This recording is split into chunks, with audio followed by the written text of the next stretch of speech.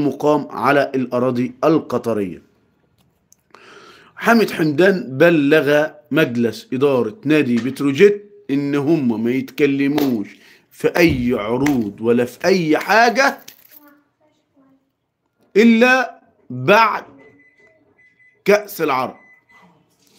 حامد حمدان قال لمجلس إدارة نادي بتروجيت ما تتكلموش في أي حاجة إلا بعد كأس العرب.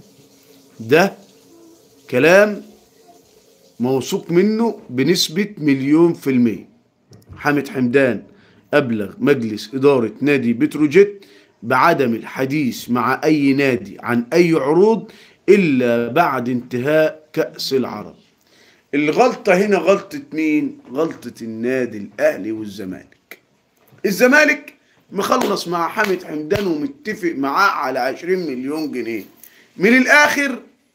من الآخر بتروجيت لو بعت حامد حمدان ب20 مليون جنيه تبقى إدارة هبلة.